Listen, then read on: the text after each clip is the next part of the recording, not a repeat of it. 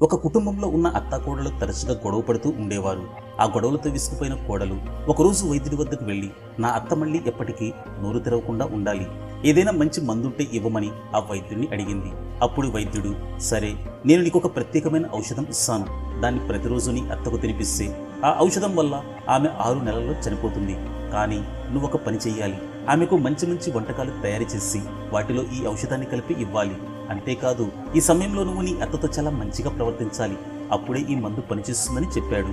అప్పటి నుంచి కోడలు ప్రతిరోజు కొత్త కొత్త వంటకాలు చేసి వాటిలో వైద్యుడు ఇచ్చిన ఔషధాలు కలిపి తన అత్తకు తినిపించసాగింది. ఎప్పుడైనా కోడలికి కోపం వస్తే వైద్యుడి మాటలు గుర్తు చేసుకుని తన కోపాన్ని తగ్గించుకునేది. అలా 6 నెలలు గడిచాయి. ఆ ఇంటి వాతావరణం పూర్తిగా మారిపోయింది.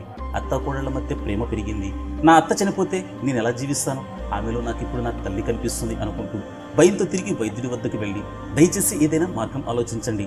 నా అత్తగారు చనిపోవటం నాకు ఇష్టం లేదు. ఆమె పూర్తిగా మారిపోయింది. నన్ను ఒక కూతురిలా చూసుకుంటుంది. దయచేసి ఆమెను బ్రతికించండి అని వైద్యుడిని వేడుకుంది. వైద్యుడు నవ్వుతూ, తల్లి, బాధపడకు. నేనసలు నీకు విషయాన్ని ఇవ్వలేదు. నిజమైన విషయం నీ మనసులో ఉంది. దాన్ని నేను తొలగించాను. నిన్ను చూసి చాలా గర్వపడుతున్నాను. ఎందుకంటే నువ్వు నీ అత్తపై నీ ప్రవర్తనను పూర్తిగా మార్చుకున్నావు అని చెప్పాడు. మనం కూడా మన మనసులో కోపం, ద్వేషం వంటి భావాలు ఉంటే మానవ సంబంధాలు పూర్తిగా చెడిపోతాయి. కానీ ప్రేమ, గౌరవం, మంచి ప్రవర్తనతో ఆ సంబంధాలను సంతోషంగా మార్చుకోవచ్చు. నిజమే కదా? మీ అభిప్రాయాన్ని కామెంట్ చేయండి.